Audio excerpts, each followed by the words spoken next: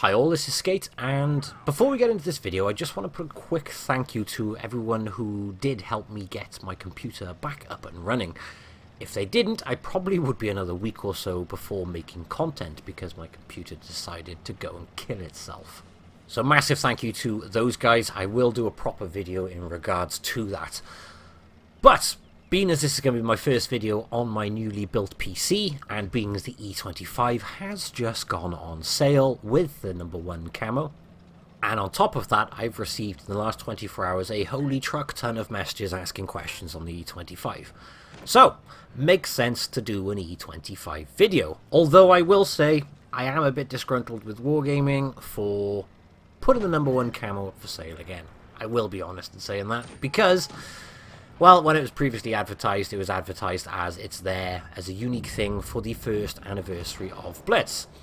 But when it was then resold and many players complained about that, then the answer was it shouldn't have been typed that way to imply that. Regardless, however, it was. So, something which was very unique, very rare in itself, the E25 camo, well, everyone can get it, so there's many players happy to be able to get it, but there's many players who are unhappy that they had something unique from being here in the first year of Blitz. That's not what this video is about, though. What I want to make a video about is what's changed in terms of the E25 and how do I play it now since making my video, which I entitled the E25 The Ultimate Guide. Well, the playstyle's pretty much the same. However, certain things have changed, like since the E25 first came into the game with its ludicrous rate of fire, ludicrous DPM, a lot of light tanks have joined Blitz. And the equipment's changed, which means you can't add such a large amount of DPM via the rammer. So this thing now has 2,999 DPM at tier 7, which is not the best, but it's still very good. Also, this thing used to be absolutely devastating when you fitted it with binos and a camo net, and you can't do that anymore. In other words, the E25 has lost a bit of DPM, more things have come in with DPM like an E25, and you can't have as good view range. Yet I still play this tank a fair amount. I have well over 1,000 battles in this thing. And like I said, I still play it in the same fashion. In other words, I will use that amazing accuracy and DPM rate of fire to permatrack things from across the map while using the best concealment in the game and being a sniper. And then I will roll in and try and clean up with close range games because you've got amazing mobility, ridiculously low silhouettes. I mean, I missed my shot, but we managed to swing around him and miss his shot. And then you can do this, which I cover in a lot of depth in the previous video on this tank. Don't do that. Do this. You're under the gun on that Tiger P, and there's a lot of tanks you can do that too. So they can't shoot you, and you are completely immune, and you can just unload on them. The Snuggle Struggle. You can do it on a KV2 as well. You can do it on a Tiger 2, you can do it on the back of an IS-3, you can do it on a lot of tanks. So if you're new to the E25 or you're considering buying it and you want to maybe get a feel for what the tank is like first, I would recommend going to check that one out. In fact, that video was before they gave this thing APCR and heat. It had AP and APCR at that point in time. Now in terms of current equipment, I'm running a rammer, I'm running improved modules because I like ramming things in this, especially light tanks. I'm running a camo net. This is where it gets interesting for me. This thing has the best concealment in the game. Nowadays, the camo net gives you an extra 7% concealment on the move, and it's doubled when you sit still for 3 seconds. I trialed this over my last 100 games in the E25, and I tell you what, it works, and it works very well. And I know what you're thinking, oh, but I gotta rely on people to spot for me at that point in time. Not really, because you've got such an amazing concealment. People get very close to you, and they do not see you. And it also means you can use that concealment to unload shot after shot after shot without being spotted. Also, at the start of the game, you should be allowing other people to spot for you anyway. And then, towards the middle of the game, you're going to run in like a nutter anyway. So you're going to have a good idea where people are at that point in time on the map, or you're probably going to spot them first because your concealment value is so damn good. And obviously it's a hard target being so low, but it is a fragile little target. I mean, it's got 50 mil of frontal armor, the side armor is 30, and the rear armor is 30. So it's not the greatest in terms of armor. You'll get the occasional bounce off that front when somebody hits the gun mantlet on it. Aside from that, I pretty much assume everything's going to pen you. So it's a fragile little machine. But at range is where this thing comes alive. And there's not too many tanks in Blitz nowadays where that applies to in the same fashion as it does to this. It's very, very good at playing a long range game. Gun dispersion 0.272 when you're all equipped up. That is very, very good.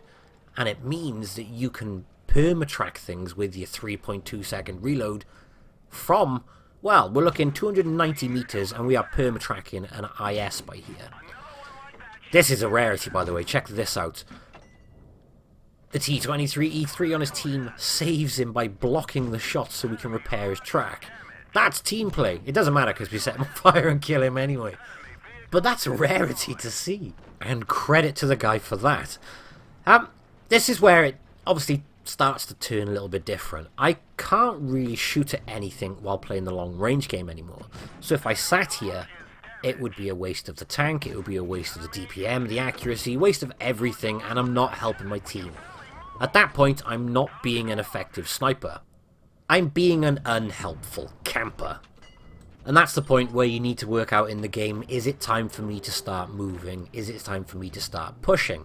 Now,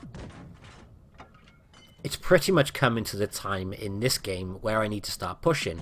But targets have appeared again, so I can take advantage of that, and you can see I'm aiming for the track wheel on him, but I just don't get it. But I'm getting ready and trying to work out where everybody is so I can make my push and go and work on somebody else. Because that's the thing, is if you sit in the same bush at the back of the map constantly, you're a camper. If you sit in a bush, shoot at things, and then once you realise there's nothing to shoot at, relocate to a different bush, that's good tactical sniping. Or, by the end of the game, you've got the mobility to go and help clear up, or even better, just go and clear up. Which is end game here. There's 2 tanks left, although they are very, very healthy. But I decided, what the hell, I'm going to get there first, start doing some damage, be a bit of a distraction. And I'm trying to ram this T-71, and I just miss him. And then I get myself stuck on a rock, and it means he's starting to unload on me. But he is a light tank, which means I can do lots of damage to him with a ram. People don't expect a lot of damage when you ram them in an E25. But yeah, ramming things like light tanks, it's very, very good fun in this. Because at the end of the day, you weigh 25 tons, 26 tons actually. And light tanks don't really weigh that much. So you really can do significant damage. In fact, in that Ultimate E25 video I did, I think I rammed a SP1C for pretty much most of his health. And I've just realised I started going through equipment and then went off on a tangent. To confirm, I use a gun rammer. I use the improved modules, like I said, minus 20% of ramming damage, camo net, enhanced gun lane drive, improved assembly, improved control, vertical stabilizers, and enhanced tracks, and I haven't bothered with the last one.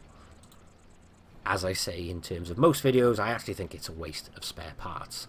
Now, Castella. This map is just golden when it comes to the E25. This spot with the camo on this tank is outrageous. Also, the hill just in front of us, you can see, well, towards the left. When you start on the other side, I recommend going up there when you're in an E25. Because you can snipe C and you won't get spotted at all. And if you position yourself correctly on there, you can snipe through to B as well without getting spotted. Now on this one, they have capped A, which is why I started turning, but then as soon as I started turning, the KV-1S appeared. So, made sense to address and deal with him. And the same situation again, you can see I'm going for the track wheel. Going for the track wheel in a tank which does only 160 alpha, but fires that quickly and snipes cupolas at that range. Yeah, track wheels, as I keep saying it, it's a bare essential with this thing. I mean, most autoloaders around this tier have, what, 2.5 second, 3 second reload between the shots. This thing just fires. Ooh, ammo rack. I didn't even notice that when I was playing. Yeah, most autoloaders have 2.5, 3 second reload, and then have a massive reload. This thing's just 3.5 seconds permanently. I mean, it's not even 3.5 seconds. It's 3.2 seconds. That's absurd. Also, one thing really worth noting here. This thing also has 8 degrees of gun depression, which makes you a ridiculously hard, small target to shoot at when you're playing the long-range game. It also means you can take up many useful positions on many ridges. I got a bounce then, by the way. I don't know if it was on the mantlet or the fact that we were angling back so much.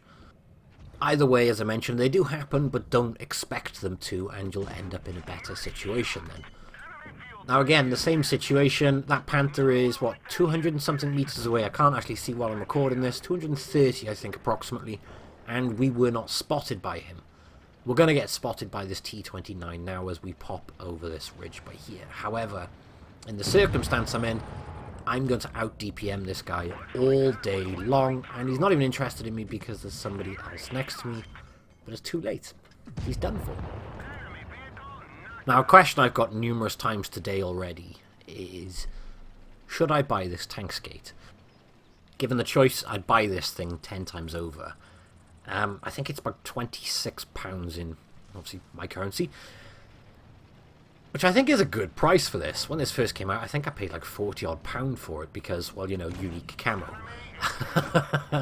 Had to make the dig again, didn't I? Yeah, I'd buy this thing 10 times over all day long. I mean, it's in the store now. It's not in crates. You buy it for a reasonable amount and you go play it and have a whale of a time in it.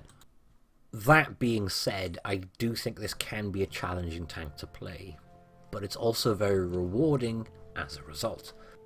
If you don't like playing the sniper game, then you won't like the E25, I can't imagine. Sniping in this thing is absolutely paramount at the start, but after that you can go in like an absolute headless lunatic and snuggle struggle everything you possibly can. It still stands as one of my favourite tanks in the game. Oh, one thing I haven't touched on actually is credits.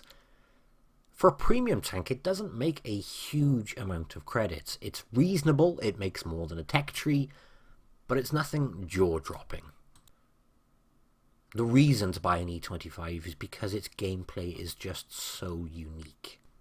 But yeah, that's it for now. I hope you have enjoyed the video.